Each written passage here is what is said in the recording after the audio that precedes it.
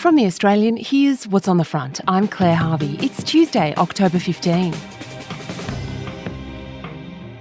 King Charles hits Australia on Friday, but there's a dispute over whether he really holds the title King of Australia.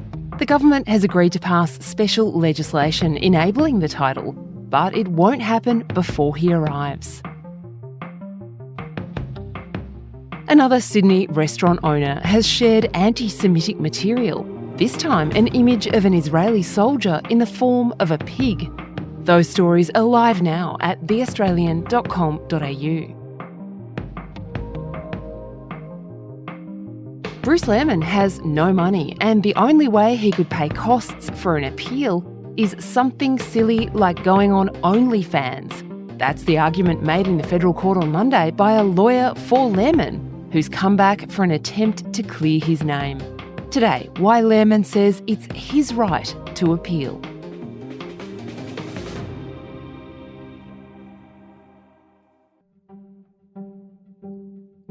Having escaped the lion's den, Mr Lehrmann made the mistake of coming back for his hat. After a federal court judge makes this joke at your expense, you'd think you may hesitate to go again. But Bruce Lehrmann is back, and this time he's fighting to have the full bench of the federal court overturn Justice Michael Lee's finding that, on the balance of probabilities, he raped Brittany Higgins. He's also seeking to delay payment of the $2 million Justice Lee ordered him to hand over to Network 10. Mr Lehrmann is arguably probably Australia's most hated man. These are the words spoken in the federal court on Monday by Zali Burrows, a barrister representing Bruce Lehrmann. We've used a voice actor. He's a young man, he's got his whole life behind him, and he really does need his day in court to basically defend this charge of being labelled a rapist, even though it's on a civil standard. He's forever going to be on the internet and will be labelled a rapist, and people don't know the difference between a criminal standard or civil standard. This hearing is not the appeal. It's two applications heard before trial. The first is an application by the defendants, Network 10 and Lisa Wilkinson, seeking security for costs. That is, they want the court to order Lehrmann to put $200,000 in an account.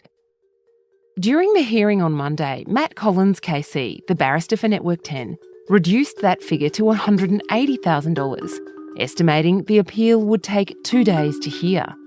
But everyone agrees Lehrmann doesn't have anything like that amount of money. We don't understand there to be any controversy between the parties that Mr Lehrmann is impecunious, and the effect of an order for security for costs would likely be to stultify the hearing of the appeal. In other words, that would be the end of the case. Lehrmann's lawyer, Zali Burrows, says that would be an unfair denial of his right to appeal. It's a bit rich in asking him to put up $200,000 when they are one of the contributors as to why he is pretty much unemployable. The only shot he'd probably ever in making money is by going on OnlyFans or something silly like that. For his part, Bruce Lehrmann is telling the court the reason he is impecunious, that is, penniless, is that his reputation and job prospects have been destroyed by media reporting about Brittany Higgins' allegations. Remember, Lehrmann has never been convicted in a criminal court. He was charged and went to trial in the ACT, but the trial was aborted with no verdict because of juror misconduct. The ACT's Director of Public Prosecutions declined to bring on another trial, saying Brittany Higgins' mental health was too fragile. Lehrmann's lawyers have told the court he effectively lost his job with British American Tobacco on February 15, 2021, the day Brittany Higgins' allegations were first published by news.com.au and then later that day by Network 10 on its show The Project. But neither 10 nor news.com.au named Lehrmann. 10 is arguing that it wasn't until August, when police charged him with sexual assault without consent, that Lehrmann's name went into the public domain. The substantive cause of Mr Lehrmann's impecuniosity in our submission must logically arise from the fact that he was subsequently charged with rape and then named In other words, says 10, we didn't name him, so we're not responsible for his lack of a job. Matt Collins told the court 10 served Bruce Lehrmann with a bankruptcy notice, electronically on 25th of July 2024, and in person by a process server who tracked him down on August 5. Lehrmann's lawyer denies that. She says 10 unsuccessfully attempted to serve the notice on Lehrmann's mother. Collins said 10 doesn't have any expectation that Lehrmann has $2 million lying around. I think we are, frankly, all proceeding on the basis that there'll never be any recovery. But that's just an assumption on our part. Only when a trustee in bankruptcy gets in and looks at Mr. Lehrmann's affairs will we have some clarity. Zali Burrows, barrister for Bruce Lehrmann, says 10 had tried to name and shame Lehrmann in relation to another rape charge he is now facing, a claim that he raped a woman in Toowoomba, which is yet to be heard. Lehrmann has not yet entered a plea, but is likely to defend that charge. My client is on a Centrelink income and he won't be able to meet a security of costs order. Burrows noted Lehrmann had won settlements of around $200,000 from other publishers.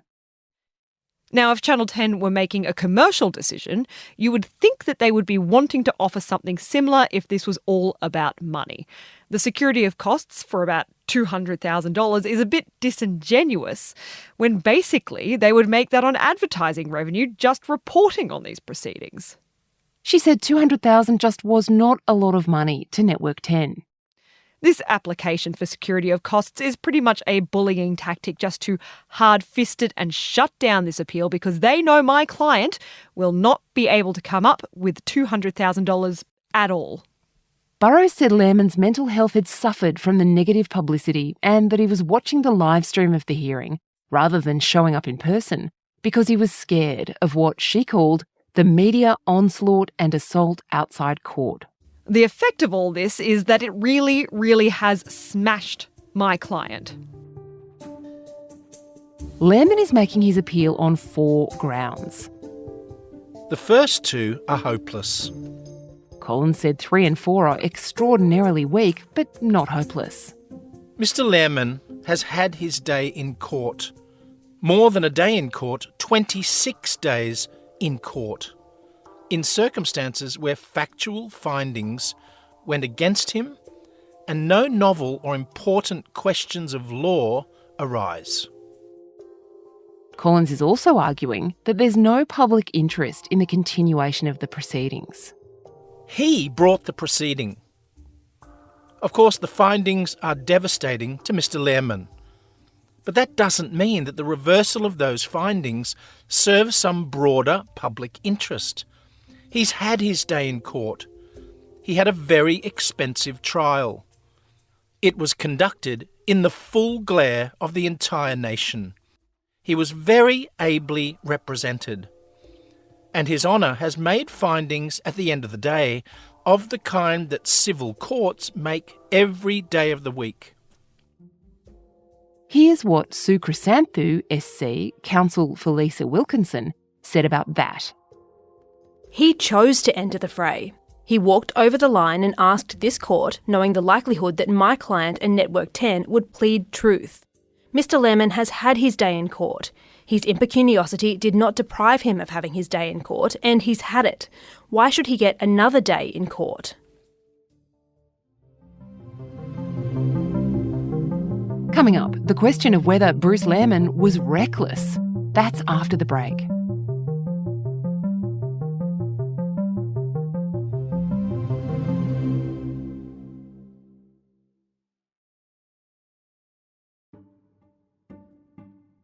One of Bruce Lehrmann's submissions, one of the 2 Matt Collins says are hopeless, is that Justice Lee made a mistake in finding that Bruce Lehrmann was recklessly indifferent to whether or not Brittany Higgins consented. I'm satisfied that it is more likely than not that Mr. Lehrmann's state of mind was such that he was so intent upon gratification to be indifferent to Miss Higgins' consent, and hence went ahead with sexual intercourse without caring whether she consented. In his pursuit of gratification, he did not care one way or the other whether Miss Higgins understood or agreed to what was going on. Lehrmann says this is unfair because this question of reckless indifference to Higgins' consent was never put to him in cross-examination. Collins on Monday took the court to a part of the cross-examination from November 2023, using this to explain why he never directly asked Lehrmann whether he obtained Higgins' consent. Here's that cross-examination with Matt Collins questioning Bruce Lehrmann. We've used voice actors. Now, did you come into the support staff area and find Ms. Higgins semi-conscious or passed out? No, she wasn't in that area.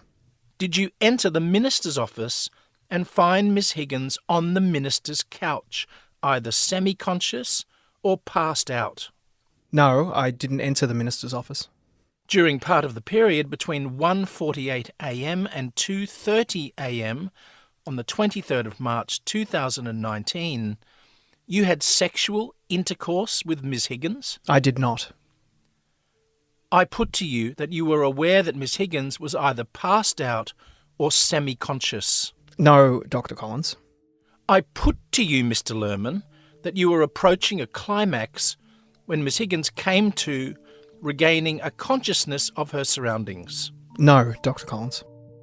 Collins noted that the judge found that Higgins was either unconscious or not fully aware of her surroundings, but came to during the act of intercourse. Did you at any time seek Ms. Higgins' consent to have sexual intercourse with you? I didn't have sexual intercourse with her. Well, answer my question. Did you at any time seek her consent to have sexual intercourse with her? There was an objection which was overruled, and then Justice Lee intervened. I assume your answer to the question is, at no stage did you seek to procure consent to have any sexual intercourse? Yes. Because you deny the fact that sexual intercourse took place and you deny you asked for any consent, is that correct? Yes. Yes.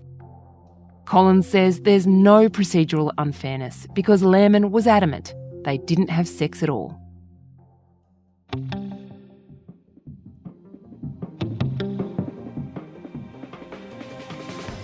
When that trial starts, we'll take you into the courtroom with us. And of course, it and all the big trials are reported live with unrivalled analysis at theaustralian.com.au.